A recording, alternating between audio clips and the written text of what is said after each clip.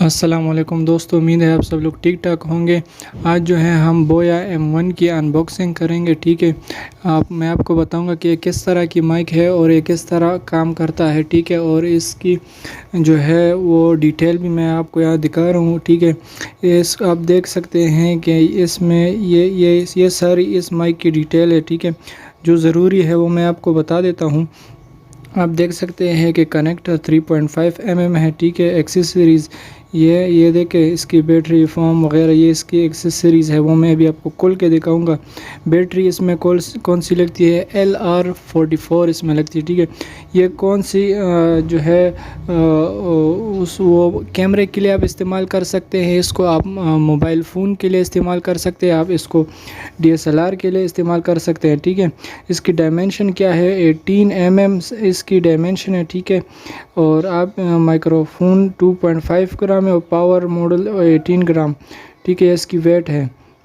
अच्छा, अभी मैं आपको इसकी अनबॉक्सिंग करके दिखा देता हूँ। ठीक है, कि ये किस तरह माइक है और किस तरह काम करता है। मगर उससे पहले आप ये देख सकते हैं, जिस तरह मैंने आपको बताया, for smartphones and camera recorders, DSLR audio recorders, PC etcetera. अच्छा, हमने अभी इसको इनबॉक्स करना है, इसको हम इनबॉक्स करते हैं। ठीक है, इसको यहाँ से खोल के ये देखें, इस तरह आप इसे खोलेंगे तो इसमें आपके पास ये जो है पाउच आ जाएगा।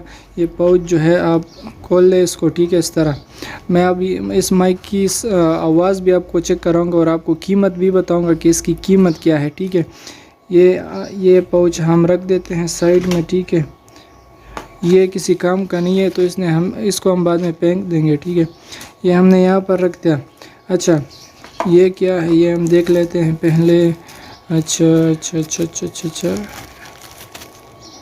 ये जो आपने कैमरे में लगाना होता है ना, ठीक है, ये वो पिन है। ठीक है, मोबाइल वाला पिन इसमें लगा हुआ होता है और ये कैमरे वाला पिन है, ये आप फिर इसमें लगा सकते हैं। इसको इस तरह करके इसको इसमें लगा के ये आगे जो है आप कैमरे में, अगर मोबाइल में लगाना है तो आप ये वाला लगा सकते हैं।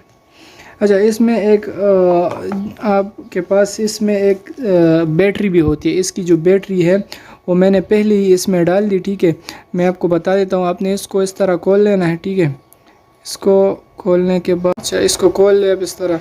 ये देखिए, बैटरी इसमें लगी हुई है, ये इसकी बैटरी है। ठीक है, इसको इस तरह आप निकाल भी सकते हैं। ठीक है, और आप इसको इसमें यहाँ पर लगा भी सकते हैं। ये जो स्प्रिंग आपको दिखाई दे रहा है, ये साइड आपने स्प्रिंग वाली साइड में डालनी है। ठीक है, इस तरह करके ये कपड़ा जो है आपने नीचे कर देना है ताकि बाद में आप इसको आसानी से निकाल सके।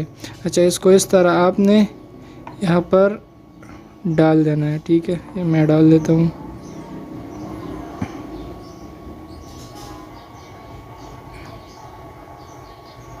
अच्छा, ये इसमें डल गया। ठीक है, ये इसमें इस तरह डल गया। जब आपने कैमरे की रिकॉर्डिंग करनी है तो ये आपने ज़रूरी डालना है। ठीक है, और इसको यहाँ से आपने बंद कर देना है। ठीक है,